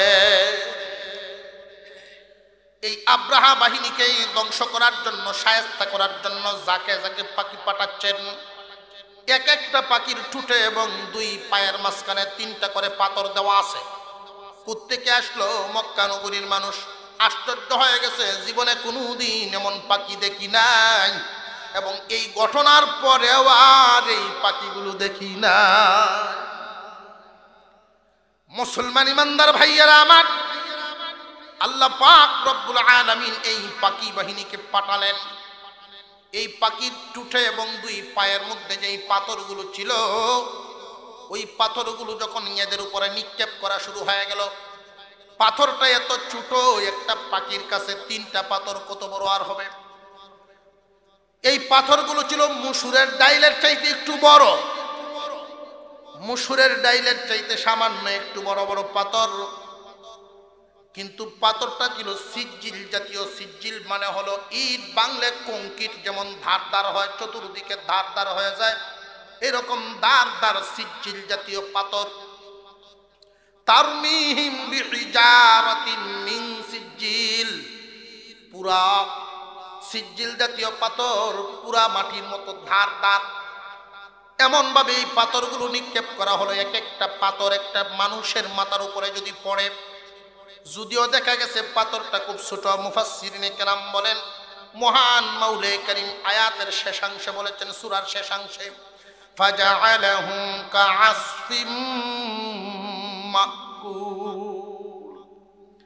পাথরটা ছিল অত্যন্ত ছোট, কিন্তু আল্লাহ তাআলা ক্ষমতা দিয়েছেন অনেক বেশি। এই পাথরটা বিশাল একটা হাতির গায়ে, বিশাল একটা মানুষের গায়ে যখন ঢুকে পড়ে, তখন এই পাথরটা আর বাহির হয় না, মানুষের বডির ভিতরে ঘোরাফেরা করতে থাকে, মানুষের বডির ভিতরে বিচরণ করতে থাকে। পা থেকে মাথা, মাথা থেকে পা, আবার মাথা থেকে বুড়ি, বুড়ি থেকে পা, এইভাবে সারাটা শরীর এমন ভাবে ঘোরাফেরা করতে থাকে, এমন ভাবে ঘুরে শুধু নারী বুড়ি নয়, হাড় গুড় পর্যন্ত মানুষটার অবস্থাটা এমন করেন। আল্লাহ বলেন কাসফি মাকুল, চামড়ার প্যাকেটটা গায়ে থাকে ঠিকই, কিন্তু ভিতরে কোনো কিছু থাকে না।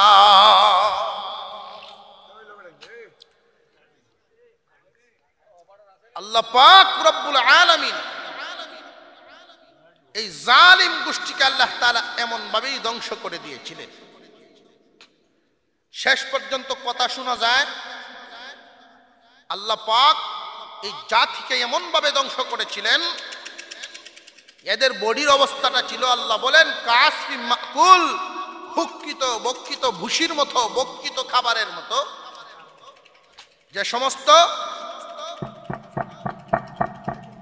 যে সমস্ত খাবার কেউ যদি চিবায় ফেলে, খাবার চিবানোর পরে এই খাবারটার অবস্থাটা যেমন হয়, চাবানোর পরে খাবারের অবস্থাটা যেমন হয়, এই রকম হয়ে গিয়েছিল। আল্লাহ পাক রব্বুল আলামিন এমন ভাবে এদেরকে ধ্বংস করেছেন, চামড়ার প্যাকেটটা ছিল উপরে, কিন্তু হাড়গুড় বুশি হয়ে গিয়েছে। আব্রাহাকে কিন্তু জায়গায় মারা হয় নাই। আমরার মনে কি কয় ফইলা কে মরার কথা, কিন্তু আল্লাহ তো আমরার মতো না। আল্লাহর দরা আর আমরার দরা কি একরকম নাকি?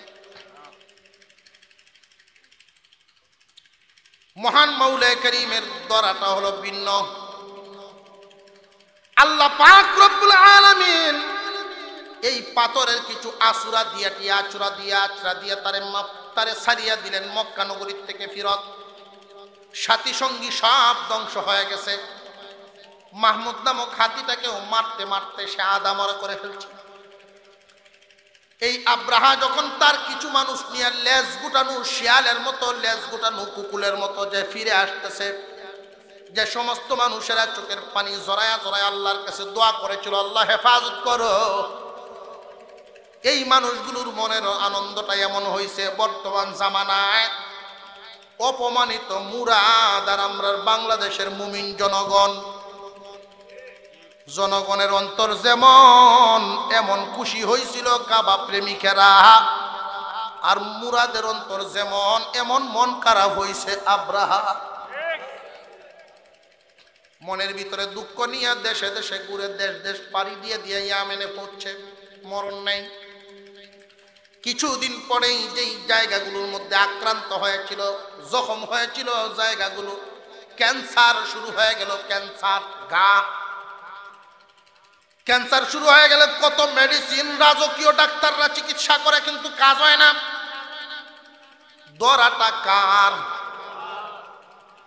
মহান মাওলা করিম যদি ধরেন তাহলে সারাইবার ক্ষমতা কারণ নেই।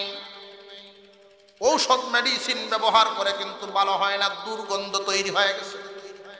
দুর্গন্ধের কারণে কর্মচারীরা দরখাস্ত জানাইছে আমরা আর থাকতে পারবো না, প্রয়োজনে না খায়া মরবো, অন্য কাজ করব, হাওরে বাদলে কাজ করব, কিন্তু কোনোদিন এমন দুর্গন্ধ সহ্য করতে পারবো না।